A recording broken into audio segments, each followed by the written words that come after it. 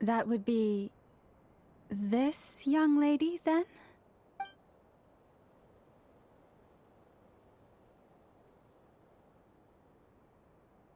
Hey there! Sorry to disturb you, but...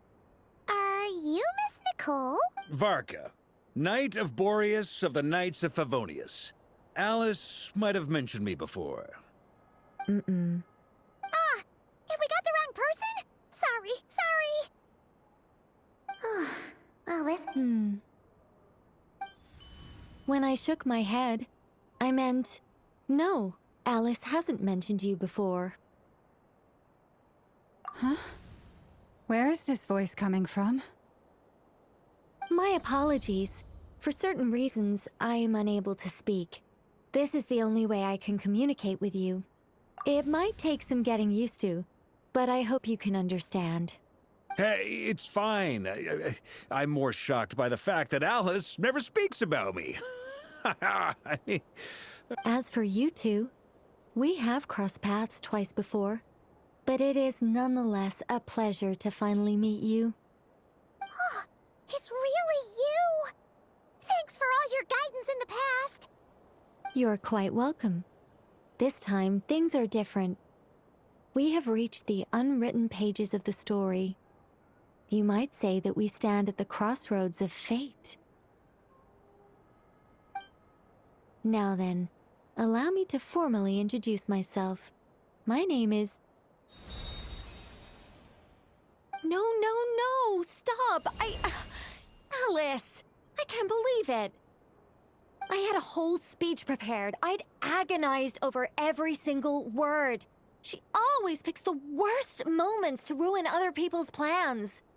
I'm so sorry about that. Alice took the liberty of devising some bespoke self-introduction magic for each member of the Hexen Circle. But I could have sworn I deleted all of the triggering conditions for it. How did it bypass everything? Oh gosh, this is so embarrassing.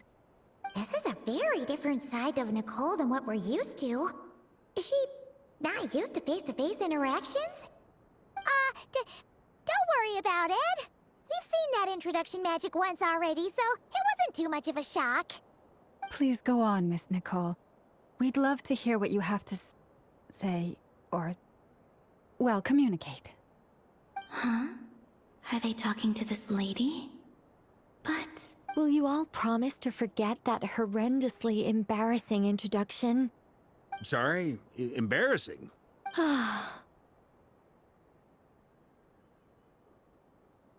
Yes, my name is Nicole, and I am one of a very few angels who have retained both their preferred form and their power. The Traveler and Paimon should be no strangers to this concept. There is another of our kind in Natlan. They call her the Lord of the Night. Right! Paimon remembers her. Yes. Well, I have retained more of my power than she. It's because I don't have a long-term duty to fulfill. To be more specific, no. We'll be here all day if I get into the specifics. Moving on. If I'm not mistaken, you are here because you wish to learn how one might reach the moon beyond the sky. That's right. Is that something you can give us any guidance on? Yes, I do know a way. It began with the Hyperboreans, who lived after the War of Funerary Flame. Blank looks. Maybe I should start with the background of the war. Or maybe not. It shouldn't be an issue. I'll fill in the gaps for you when we have more time. Anyway, after that war ended, the three moons retreated to beyond the false sky. The Hyperboreans were humans I once aided. They accepted the civilization and creations bestowed upon them by the angels. But despite accepting many blessings of the angels, many among them still held on to their faith in the moons.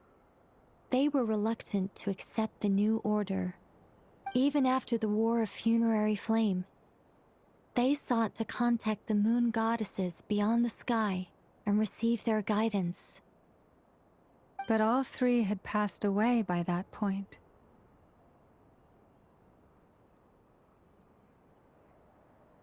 This mage has a unique method of communicating. Is she talking about the moons? Yes, but they did not know. And so, still they prayed for the moon goddess's mercy. After building titanic structures that consumed vast amounts of Kuvaki, at last they glimpsed the moons and heard their voices. But of course, they were gravely disappointed. For it was then that they realized the 3 moon goddesses were dead. Oh, that's such a sad story. It is. Humanity was in a very sorry state at that time. The angels who had once aided them were gone, and the war of funerary flames had left them homeless and destitute. Just a second, I gotta ask. How relevant is all this history to the task at hand? Well, I mean, it's... Okay, it seems we've drifted into irrelevant narrative waters. It's been a while since I've had the chance to speak inside someone's head. As soon as I got started, I lost control and the words just flowed out like a waterfall. What I'm trying to say is... Right, yes, that's it. The relevant part is the ritual created by the Hyperboreans. The fact that they bypassed the false sky and saw the true moons implies that they successfully built a connection between Tevat and the outside world. Which means, with enough Kuvaki and a sufficiently stable connection, it should be feasible to send one person over the border. Okay, so they built some kind of portal? Oh, yes. A portal. Yes. Is something wrong? You sound disappointed.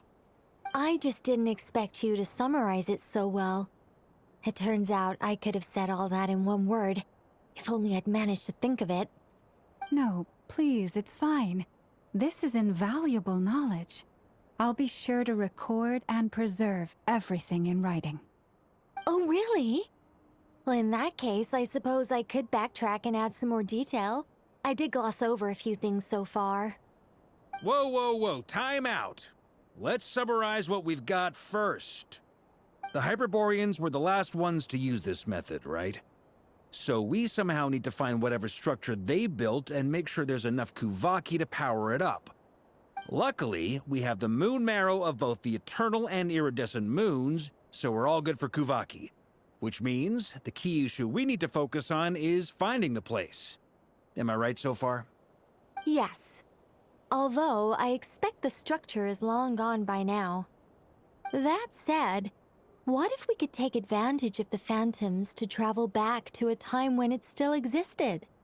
Well, travel back isn't quite accurate. It's more like we'd be creating a handshake between 2 points in space-time. We wouldn't even have to pick a time when it still existed.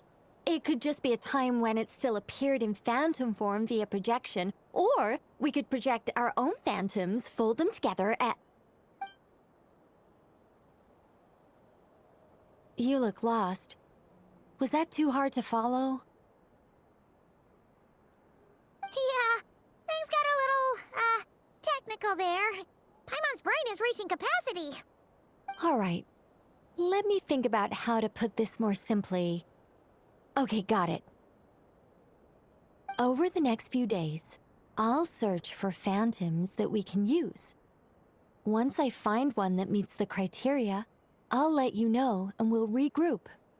By completing certain rituals, specific individuals will be able to enter the phantom and make it to the Hyperborean structure.